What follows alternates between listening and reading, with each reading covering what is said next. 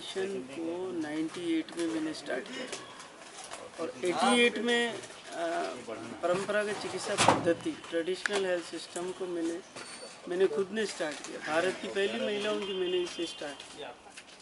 उसके बाद में 10 साल तक मैं दूसरे राज्यों में घूमती रही और ये सर्च करती रही कि क्या गुणी वास्तव में बहुत एक्सपर्ट काम करते हैं और एक्सपर्टीज है हर बीमारी के, हर जड़ी बूटियों की पहचानने के, हर चीज़।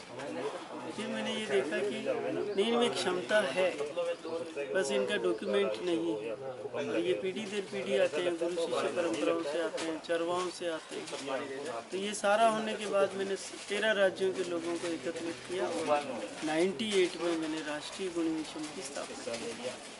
उसके बाद में राष्ट्रीय गुणी मिशन का सतत रूप से सभी राज्यों में धीरे धीरे काम स्टार्ट हुआ और आज करीब 13 राज्यों में सघन काम चल रहा है और 1200 इसके औषधालय चल रहे हैं, 3000 गुणी इसके साथ सक्रिय रूप से जुड़े हुए हैं और हमने अब तक कई ट्रेनिंगें, मीटिंगें, वर्कशॉप, हर्बल फेस्टिवल, पारंपरिक स्वास्थ्य मेले, इस तरह के कई प्रोग्राम राष्ट्रीय गुणी मिशन के थ्रू हर राज्य में हमारे संस्थाओं के साथ हमारे नेटवर्क है और नेटवर्क में हम आपने बताया अस्थमा, इसमें हमने भी काफ़ी कामयाबी हासिल की है हमारी RGM में भी, और हमारे जो गुणीजन उन्होंने भी बहुत कामयाब रूप से इस पर हासिल किया। डायबिटीज एलोपैथिक में है उनके ऐसा, क्योंकि वहाँ वो जो डॉक्टर होते हैं वो मशीनों की जांच के बिना तो दवा नहीं लिख सकते, है ना।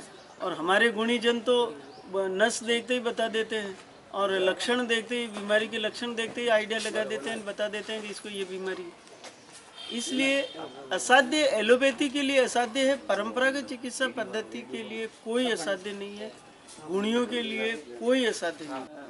इसके कई इलाज हैं, कई परहेज हैं। हाँ, ये जरूर है कि इसके परहेज अगर रखते हुए, क्योंकि परंपरागत चिकित्सा पद्धति और जड़ी बूटी ये चलती ही परहेजों से। इसका परंपरागत चिकित्सा पद्धति का मतलब ये है कि खान पान सही हो, और जब तक मनुष्य का खान पान सही होता है तब तक कोई बीमारी असाध्य नहीं है।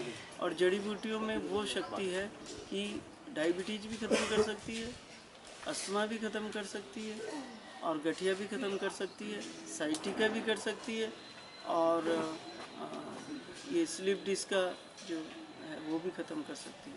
कोई ऐसा दिन, लेकिन परहेज रखते हुए टाइम से उचित वनौषधि का उपयोग होवे, उचित गुणी मिले, उचित जानकार गुणी मिल जाए, उचित वनौषधि मिल जाए, उचित पेशेंट मिल जाए जो परहेज रखते हुए अगर ले तो कोई बीमारी असाध्य नहीं है। ये मेरा बात।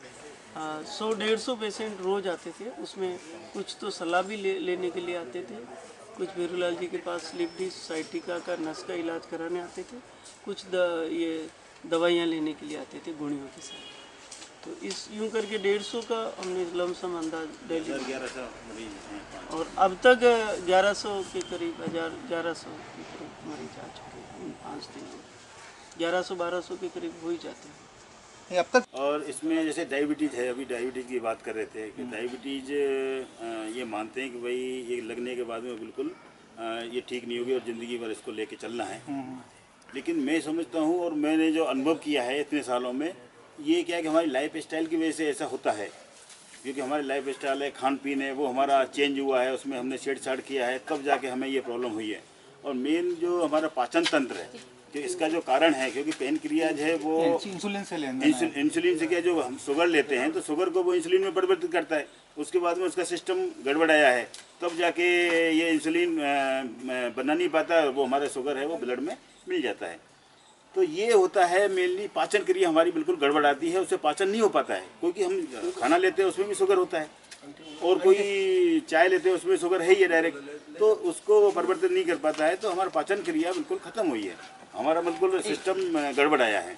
तो हमारा जो क्यों गुणियों से हम बात करते रहते हैं, और ये लोग जैसे आप अभी बता रहे थे, सीताफल का पत्ता है, बिल्व का पत्ता है, उसको लेता है, मेथी है, मेथी लेते हैं, जैसे गुड़मार है, गुड़मार भी इसमें काम करती है, आंवला है, करेला है, आंवला है और सुआ है, ये चीज़ भी बहुत बढ़िया काम करता है इसमें। लेकिन हमें हमारे सिस्टम को, पाचन तंत्र को हमें तैयार करना पड़ेगा। उसको मैं समझता हूँ कि दवाई लेने की ज़रूरत नहीं पड़ेगी, अपने खान पीन से हम उसको कवर कर सकते हैं।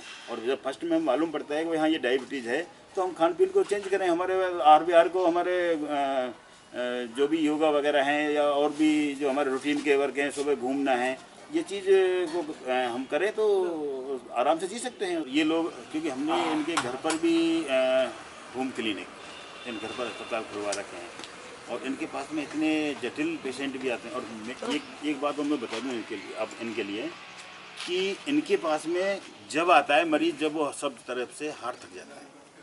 ये एक बड़ा ये विडम्बना समझो या कुछ भी समझो कि सब तरफ से एलोपैथिक भी ले लिया, सब तरफ से ले लिया, फिर लास्ट में आके कहेंगे भाई अब हमारे पास में कोई चारा नहीं है, हम इनको और देखते हैं।